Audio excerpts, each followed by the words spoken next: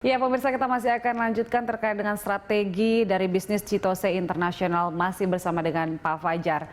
Ya, Pak Fajar, ini tadi Anda mengatakan banyak yang belum tahu sebenarnya Citose sendiri punya produk yang juga berkaitan dengan kesehatan. Apakah ini artinya memang tidak begitu sulit untuk di masa seperti ini untuk masuk ke bisnis di sektor kesehatan, Pak Fajar? Ya, dari kita sendiri, internal kita sendiri, karena kita udah mulai di 2001. Kita sudah mulai di 2001 dan kita sudah masuk di rumah sakit besar. Oleh karena itu, kita juga tentunya kami adalah produsen, pastinya kita juga memerlukan salah satu rekanan yang partner yang sudah masuk ke rumah sakit.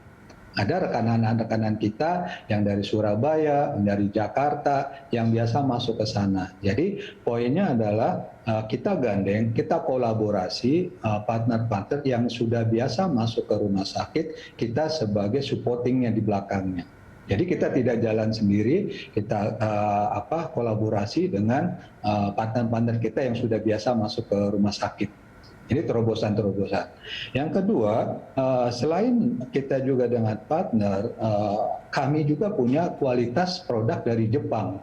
Jadi bukan kita sendiri, kita sudah kerjasama 2001 dengan salah satu perusahaan Jepang yang QI Sobi waktu di awal. Jadi kita juga sangat bangga dengan kualitas yang kita punya dan tidak kalah dengan kompetitor kita. Seperti itu, Pak Julita. Oke, Pak Fajar, ada rencana untuk diversifikasi usaha ke lini bisnis lain mungkin?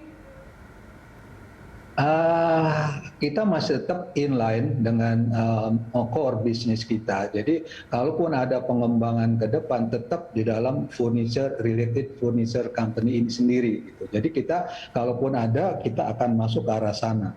Nah, salah satu yang kita sedang bidik adalah bagaimana kita bisa berkolaborasi dengan perusahaan-perusahaan yang lain, produk-produk yang masih inline dengan produk-produk Citose. Untuk jangka waktu dekat, untuk saat ini kita masih fokus dulu. Kita juga sudah banyak bicara dengan partner-partner kita apa yang harus kita lakukan. Salah satunya partner kita adalah dari Okamura Corporation. Salah satu big company, furniture company in the world, itu udah kurang lebih sekitar ranking keduaan di dunia. Nah, kita juga kerjasama dengan Okamura Corporation Japan itu sendiri. Nah, di lokalnya domestik kita juga kerjasama dengan beberapa produsen dari contohnya seperti filing cabinet, kemudian juga ada beberapa yang satu paket semuanya ada di Citose. Nah, baru dalam proses seperti itu kita akan jalankan corporate action-nya bagaimana, detailnya gimana, itu yang akan kita lakukan untuk persiapan di 2021 ini atau di 2022. Ya, kerjasama dengan pemerintah ini karena memang akan menyasar kepada sekolah-sekolah, salah satu pengembangan yang nanti di tahun ini. Ada nggak rencana seperti itu, Pak Fajar? Ya, kita juga sekarang ada kecenderungan sekolah-sekolah juga tidak biasa menggunakan kursi-kursi yang seperti kita kenal, seperti kalau kita namanya MBD atau MND yang ada memonya itu. Kita sudah mulai advance mengenai desain-desain kami, justru produk-produk kami itu seperti di teater, bioskop-bioskop gitu.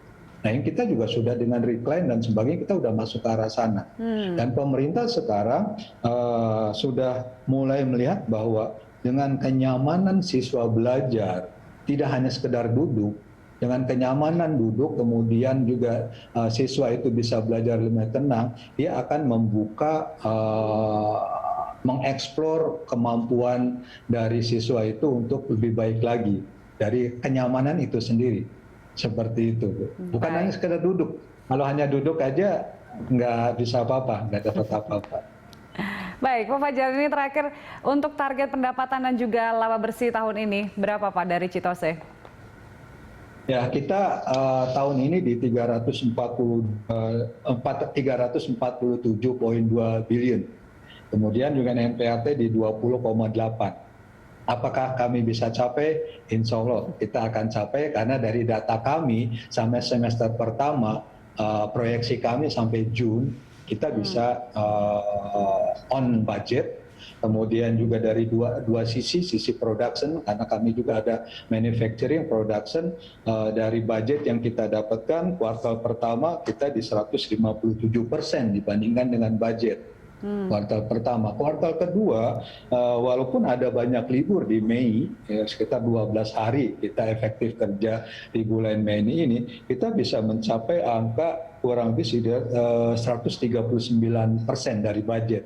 Okay. Nah, ini yang kami optimis 2021 Chitose akan bisa on budget sesuai dengan yang tadi disampaikan tentang sales revenue maupun dari bottom line itu sendiri. Gitu. Baik. Begitu. Iya, tentunya kita harapkan Chitose bisa mencapai target tersebut dengan strategi-strategi yang telah dipaparkan tadi ya, Pak Fajar. Terima kasih telah bergabung bersama kami. Sukses selalu, Pak Fajar. Dan pemirsa, itu dia Direktur Chitose International Fajar Swatias. Dan pemirsa, mulai 2 November 2022, Berita Satu News Channel dan seluruh TV di Indonesia akan bermigrasi ke siaran TV digital. Saat ini siaran TV berlangsung secara simulcast atau melalui frekuensi analog dan digital. Agar Anda bisa menerima siaran Berita Satu TV, gunakan TV digital atau set-top box untuk menerima siaran TV digital. Dengan siaran TV digital, gambar akan lebih bersih dan jernih. Pemirsa, Corporation akan kembali dengan informasi real time dari pasar saham usai jeda.